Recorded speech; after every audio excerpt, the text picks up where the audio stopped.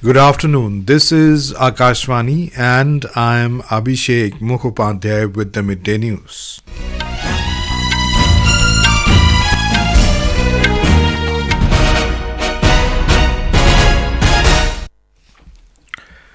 The headlines: all preparations in place for first phase of Lok Sabha elections tomorrow. 102 constituencies spread over 17 states and UTs to go to polls. Top leaders of various political parties continue their campaign for subsequent phases of Lok Sabha elections. Notification issued for fourth phase of Lok Sabha elections and single-phase assembly elections in Andhra Pradesh.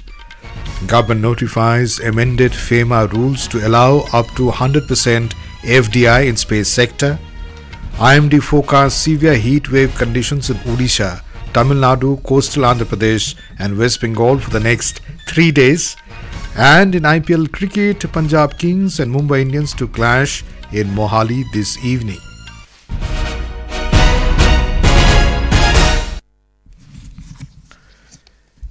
Groundwork for the first phase of Lok Sabha elections be held tomorrow is complete.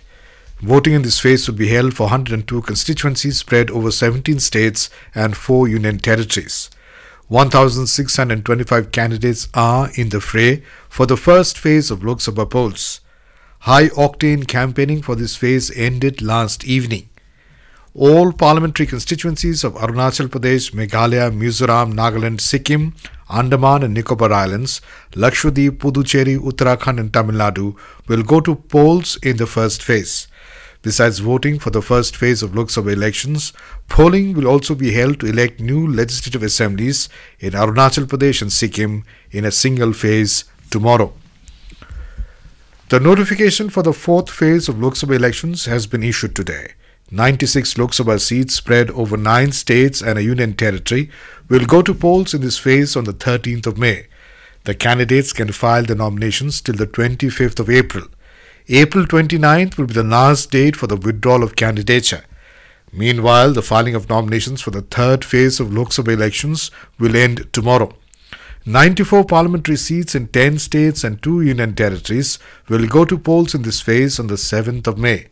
The 2024 general elections are being held in 7 phases from April 19 to June 1st to elect 543 members for the 18th Lok Sabha.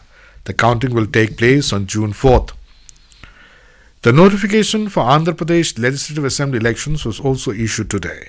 All 175 seats will go to polls in a single phase on the 13th of next month. With the issuance of notification, the nomination process has commenced in the state. The last date for filing of the nominations is April 25th. Scrutiny of nominations will take place on April 26th and the last date for the withdrawal of candidature will be April 29th. The counting of votes will take place on June 4th along with Lok Sabha elections. Several candidates from YSR Congress Party and Telugu Desam Party, Bharatiya Janata Party, Jana Sena Party Alliance have already filed the nominations in different parts. Top leaders of various political parties continue the campaign for subsequent phases of Lok Sabha elections.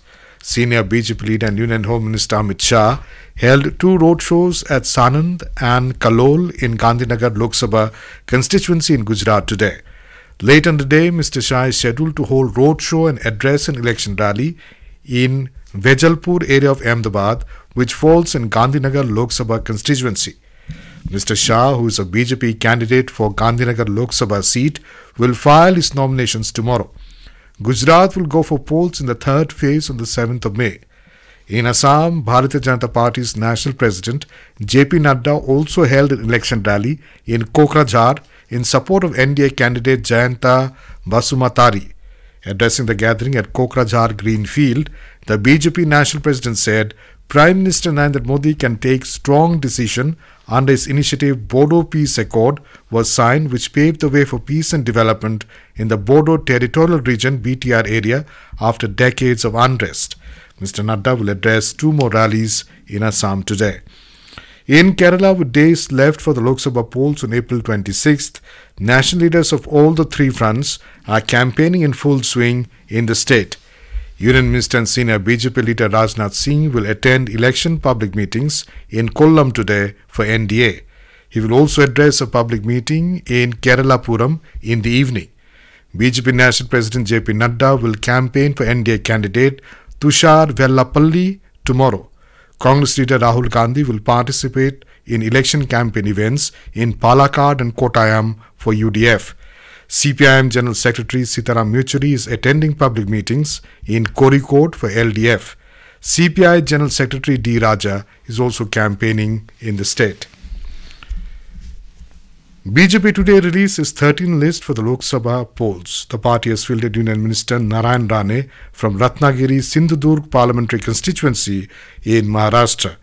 Meanwhile, Congress today released a list of 4 candidates for Odisha assembly polls. Prakash Chandra Jena has been fielded from Bhubaneswar Central and Manoj Rath from Satyabari. Ahead of the first phase of Lok Sabha elections tomorrow, Chief Election Commissioner Rajiv Kumar has appealed to the voters to realize their democratic responsibility, saying elections belong to people and the choices belong to them. He added that they do it for the sake, for their families, children, villages, towns, and for the country.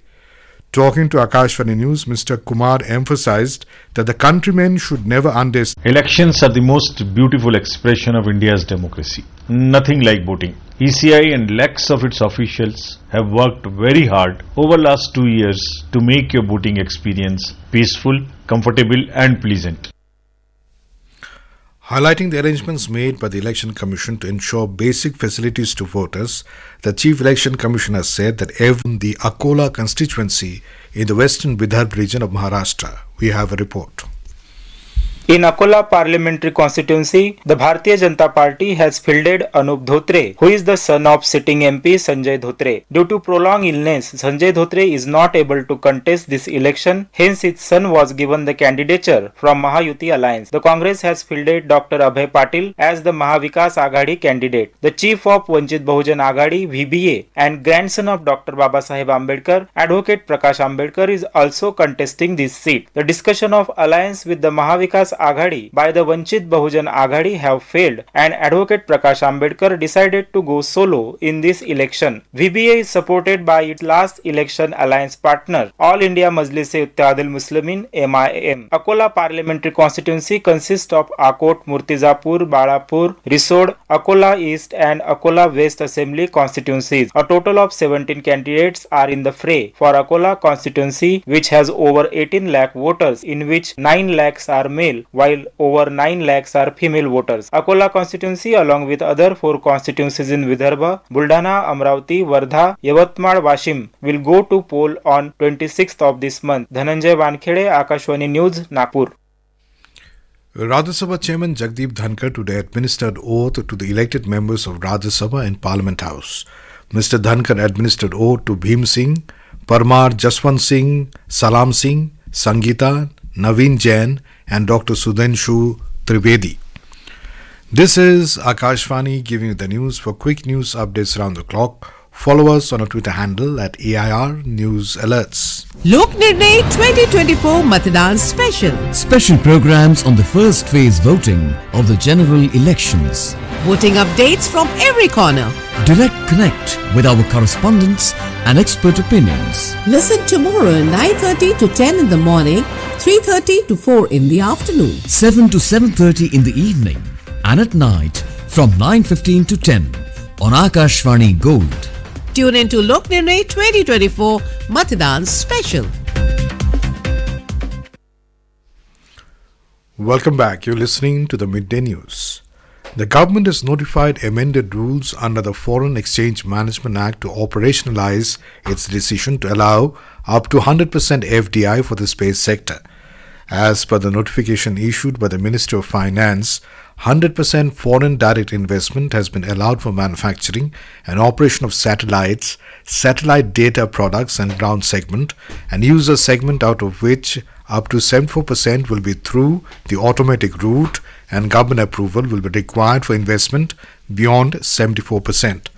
Finance Ministry said automatic FDI has also allowed up to 49% for launch vehicles and associated systems or subsystems, and creation of spaceports for launching and receiving spacecraft. Government nod will be required for investments beyond 49%. Chief of Defence Staff General Anil Chauhan has expressed his belief that space will cast its influence on air, maritime and land domains in the future. He said space is an uncharted territory where concepts of combat are yet to evolve and mature. Addressing the Indian Deaf Space Symposium in New Delhi through virtual mode today, the Chief of Defence Staff stressed that space must be used for the benefit of mankind. He said India has proved its capabilities in space by developing several niche technologies. In Kerala, avian influenza H5N1 has been confirmed in ducks in two panchayats, Idhatwa and Cheruthana in Alapura district. District authorities have initiated steps to cull all farm birds within 1 kilometer radius of the affected area. The presence of the bird flu was confirmed by the National Institute of High Security Animal Diseases in Bhopal. Enforcement Directorate ED has attached properties worth around 98 crore rupees of businessman Raj Kundra. The action has been taken under the provisions of the Prevention of Money Laundering Act. The Indian Meteorological Department IMD has forecast severe heat wave conditions over Odisha, Tamil Nadu, coastal Andhra Pradesh and West Bengal in the next 3 days. The temperature is expected above 40 degrees Celsius in these areas. Heat wave conditions are also likely over Jharkhand, North Konkan, Saurashtra, Madhya Maharashtra, Telangana, Tamil Nadu and Puducherry. Talking to Akashvani News, senior scientist at the IMD, Dr. R.K. Janamani advised people to take precautions and hydrate. He said North India does not have heat waves and Delhi, Rajasthan, Punjab and Haryana are expected to observe light rain. Heavy rain is likely in Himachal Pradesh.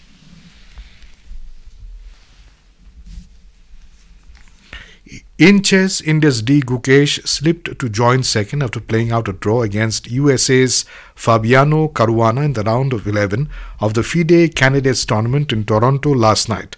Russia's Ian Nepomniachtchi ascended to the top and became the sole leader of the candidates after beating Vidit Gujrati with black pieces. In IPL Cricket, Punjab Kings will take on Mumbai Indians in Chandigarh today. The match will start at 7:30 p.m. Delhi Capitals defeated Gujarat Titans by 6 wickets in the IPL 2024 match in Ahmedabad last evening. And now, before we end the bulletin, the headlines once again. All preparations in place for first phase of Lok Sabha elections tomorrow. 102 constituencies spread over 17 states and UTs to go to polls. Top leaders of various political parties continue their campaign for subsequent phases of Lok Sabha elections. Notification issued for fourth phase of Lok Sabha elections and single phase assembly elections in Andhra Pradesh. Government notifies amended FEMA rules to allow up to 100% FDI in space sector. IMD forecasts severe heat wave conditions in Odisha, Tamil Nadu, coastal Andhra Pradesh and West Bengal for the next 3 days. And in IPL Cricket, Punjab Kings and Mumbai Indians to clash in Mohali this evening. And with that we end the Midday News.